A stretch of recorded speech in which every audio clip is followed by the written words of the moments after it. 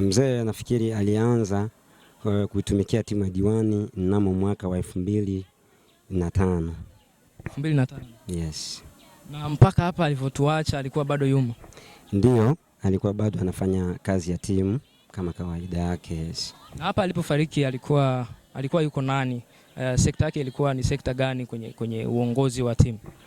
Ya, alikuwa ameshakuwa kiongozi wa timu, yani makamu wangu niseme. Yes.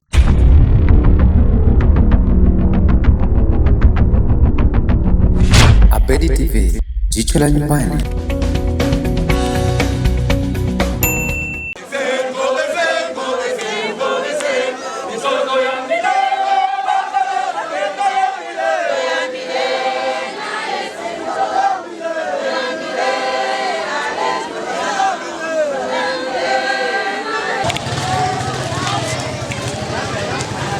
Sana kuiona siku kama ya leo. Kuna ambao tayari saizi wameshaulamba, tayari wapo kwenye udongo, lakini sisi Mungu ametupa nafasi kama hii, na leo hapa tumekutana na kiongozi aiza president, rais wa timu ya Diwani Umoja. Kwa majina yake anaitwa Echa Monga Saleh, ndo majina yake hayo, na leo tuko hapa kutokana na kujua historia fupi tu kidogo, aiza story fupi kuhusiana na mwenyekiti aiza president yetuacha wa timu ya Diwani Umoja pale, na yeye pia hapa huu ni miongoni mwa president wa timu ya Diwani Umoja. Tutaenda kupiga story moja mbili tatu kuhusiana na mazingira halisi ambayo kiongozi aliyowaacha nayo na jinsi walivyoishi pamoja. Kaka vipi? Safi. Aisee, poleni sana kwa yaliyowatokea. Tumeshapoa. Poleni pia tena kwa kunyang'anywa kombe kwa mara nyingine. Hiyo ni kawaida ya soka. Tumeshapoa pia. Vizuri sana. Bana, leo tumeamua sana kukubananisha hapa. Tumeona sio vibaya sana tukapiga na wewe story moja mbili. Tulitaka kujua tu kuhusiana na mzee aliyetuacha, huenda kwenye timu alikuwa nani na alikuwa anafanya nini? Ya, mzee wetu ambaye ametuacha kwa kweli alifanya katika vitengo tofauti tofauti. Ya, nafikiri mwanzo kabisa alianza kama mshauri, akaja akawa katibu, akaja akawa tena kiongozi msaidizi wa timu, lakini akamalizia kuwa kiongozi mkuu wa timu ya Diwani. Yes. Ya, vizuri sana. Watu wangependa kujua aliingia mwaka gani kwenye timu, alianza kushiriki na nyinyi? Ya, mzee nafikiri alianza kuitumikia timu ya Diwani mnamo mwaka wa 2005. 2005? Yes. Na mpaka hapa alivyotuacha alikuwa bado yumo? Ndio, alikuwa bado anafanya kazi ya timu kama kawaida yake. Yes. Na hapa alipofariki alikuwa yuko nani? Sekta yake ilikuwa ni sekta gani kwenye uongozi wa timu? Ya, alikuwa ameshakuwa kiongozi wa timu, yani makamu wangu niseme. Yes. Alikuwa ni makamu wako. Na watu wangependa kujua haswa katika kuwa kwake kwenye timu mlifaidi nini kuwa naye kipindi mlikuwa naye, aiza ushindi wenu, mafanikio, mlichukua mafanikio mangapi kipindi mlikuwa na mzee Philipo? Ya, katika uwepo wake mzee Philipo Mujibeni kwenye timu kuanzia mwaka wa 2005 mpaka hii leo tulifanikiwa kuwa na kombe 7. Yes. Kombe 7? Yes. Au vikombe 7. Yes. Yaani katika hivyo vikombe 7 yeye alikuwa ni miongoni kabisa kwenye kamati hiyo au alikuwa rais? Hivyo kama nilivyosema kwamba alikuwa akitembea katika ile nafasi ya uongozi. Akiwa kama katibu, mshauri, kiongozi makamo, kiongozi mkuu. Yaani hizo sekta alikuwa anatembea nazo hizo. Na vipi kwenye hili swala nzima la ligi ambayo imepita hapa ya Kasa Cup? Hii sijui ilikuwa ni awamu ya 4 hii ambayo imechezeka hapa majuzi hapa. Vipi, mlikuwa mnashirikiana naye au ilikuwaje? Ya, mzee tulikuwa naye, lakini katika maandalizi alikuwa hayupo kwa kweli kutokana na magonjwa mbali alimsibu sana, ndio maana mzee alikuwa absent katika maandalizi ya Kasa Cup ya 4. Alipokuwa yupo wewe ndio ulikuwa hiyo nafasi? Yes, mimi ndo nilichukua nafasi hiyo ya kuandaa Kasa Cup ya 4 na kumalizia kama hivi. Yes. Na katika kuwa kwake kwenye timu mlikutana sana na changamoto zipi au makosa mangapi yale ambayo aliyafanya mkahisi kuwa hiki kitu ambacho mkifanya kiukweli, kitu gani ambacho akifanya sana ambacho kiliumiza sana kwenye timu? Ya binafsi nisiwe muongo sana, nisiwe mbinafsi. Kwa kweli yule mzee sijaona kosa yoyote na hajawahi kunikosea chochote, kwa sababu ni mzee alikuwa ni mcheshi. Yes, alitaka kuchukua ushauri kwa mtu yeyote yule, akubagua rika ya kuchukua ushauri. Kwa mpaka hapo siwezi sema kwamba mzee ana makosa ambayo niliyashuhudia, hapana.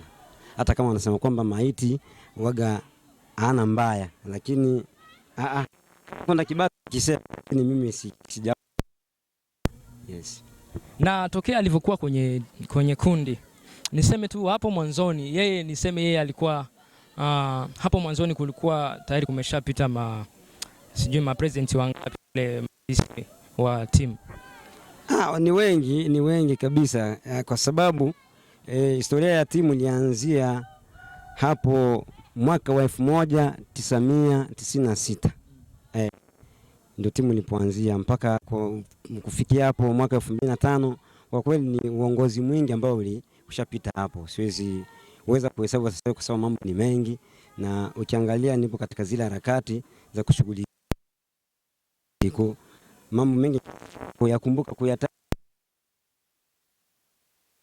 Natokea 2005 yeye alikuwa bado yupo, na umesema kwamba wameshaingia wengi wa kutosha tokea 2005, lakini inaonekana mzee alikuwa amefanya vizuri sana, alikuwa anafanya vizuri sana kwenye timu, na ndio maana mpaka sasa hivi mpaka alivyoondoka alikuwa bado yuko benedi sana na timu, si ndio? Yes, na ndio maana sisi tuli appreciate kazi yake, na ndio maana mpaka hivi leo tutabaki kumhadisia, na amebaki kama vile historia katika timu yetu ya Diwani Umoja FC. Ni mzee alifanya vizuri na ameupiga mwingi. Kifupi, yes. Hivi kwenye timu unahisi pengo lake kweli linaweza likazibika sasa hivi au itakuwaje? Kwa sasa sijaona, kwa sababu kupata wazee kama wale wa kujitolea kuendeleza soka ya kambini, asizani kwamba kwa sasa itakuwa ni rahisi sana, hapana. Na kama unavyoona vijana sasa hivi ndio wanajitokeza kupeleka timu isonge mbele, lakini kwa wazee sisi kama tunaweza kupata mzee kama yule sasa hivi wa kutusaidia sisi kulipeleka mbele soka la Diwani, lakini tutajitahidi na tutamuomba Mungu sana atusaidie kupata mzee kama yule. Yes. Inaonekana kuwa kwenye timu aidha kwenye kamati wazee huenda yeye ndo alikuwa mzee, au niseme yeye ndo mtu ambaye alikuwa tokea katika wale viongozi wa zamani, niseme tokea mwaka 2005.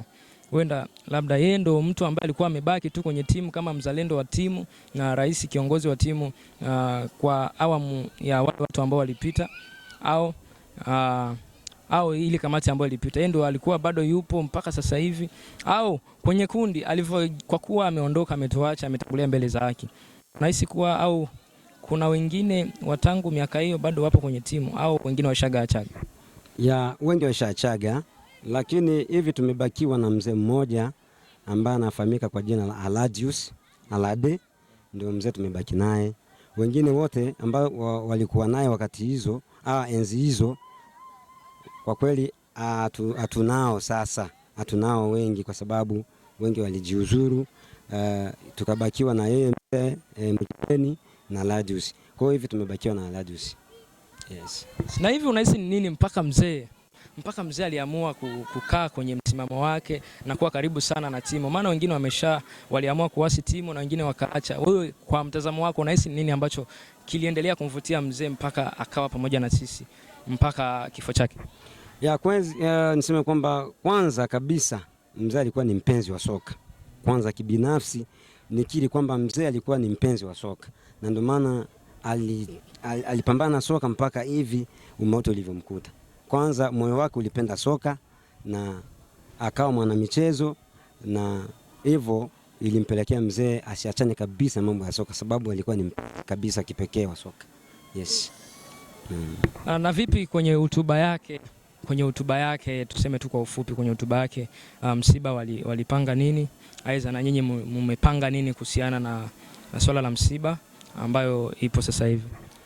Kiukweli sisi kama timu mchango wetu lazima uwepo pale na tashughulikia hilo jambo na linashughulikiwa, na siwezi kashuhudia kwenye media sasa hivi kwa sababu ni mambo ya timu, na watu niseme tu wataenda waone washuhudie kile ambacho timu itakachokifanya. Lazima hiyo azimio ipo ya kufanya chochote kwa ajili ya mzee, kwa sababu ni mzee wetu, amefanya makubwa zaidi, na kwa kweli hatuwezi tukaacha hii safari yake iende hivi bila kufanya chochote. Ile lipo ndani ya moyo wetu na tutafanya, najua tutafanikiwa. Si vizuri sana. Na kwa siku ya leo kama unavyoona huko mbele ya Abedi TV, una nini la kuwaambia watazamaji kutokana na hili ambalo limetokea? Kiukweli ni jambo ngumu sana na halivumiliki, ila ndio hivyo tu, Mungu akishapanga ndio hivyo. Naamini kuwa mna majonzi mengi sana, mna vilio vingi sana kwenye moyo wenu, lakini ningependa kujua uoneshe hali fulani au kuwaambia kitu fulani kupitia msiba wa mzee, ni kiasi gani umegusa watu. Naona watu ni wengi sana, nyewe wachezaji, istoshi, wanafunzi, watu mbalimbali. Mzee inaonekana alikuwa anashirikiana na watu wengi sana. Wewe kama wewe una nini la kuambia watazamaji wanaotazama kwa siku ya leo? Mimi niombe tu watazamaji wa Abedi TV kwamba kwanza mimi ni washukuru, pia Mwenyezi Mungu aweke nguvu TV ya Abedi TV izidi kufanya makubwa kama hivi. Pia mimi ni wahase wana jamii kwamba tuwe mfano wa kuigwa kwa kama wewe mzee alivyokuwa. Tuwe wapenzi wa soka, pia tuwe watu simple kwa watu wote ambao wanatuzunguka. Kwa sababu unajua mtu akiwa mtu simple linamfanya mtu awe na watu kama hivi tulivyo kwa mzee. Alikuwa ni mtu ambaye ni mtu wa watu, yani kipenzi cha watu kifupi. Kwamba ni wahasi kwamba kila mtu ajifunze kutokana hiki ambacho tumekiona leo. Mzee amezungukwa na watu wengi ambao sio ndugu zake, kutokana na mambo ambayo ameyafanya, ameyaishi na watu pasipokuwa na ubaguzi wowote, pasipokuwa na shida yoyote na watu wowote wale. Kwa niseme tu watu tuige mfano wa mzee na tuwe mfano wa kuigwa, na sisi tuwe kama hivi siku nyingine ambayo ikitukuta kama hivi. Siku ambayo tukifikia kama hivi tuwe na sisi tu hadisi kama atakavyokuwa hadisi mzee wetu Mujibeni Philipo. Tumesikia sana ndugu mtazamaji wa Abedi. Najua uko pamoja na Abedi, ila kwako wewe ambaye hujawahi kubonyeza ile alama ya kengele pale ili kupata update zetu za kila siku, usichelewe basi, jaribu kufanya hivyo. Utapata taarifa mbalimbali kupitia TV na mambo yanayoendelea kwetu kambini. Kaka, twende moja kwa moja tu, kuna kitu tumesahau. Vipi? Yeye alikuwa ni mwenyekiti, aidha president au rais wa timu. Niseme tu na wewe pia ni rais wa timu. Sasa hivi umebaki wangapi? Sasa hivi niseme mfumo wa diwani na mfumo tofauti na timu zingine ya ukiangalia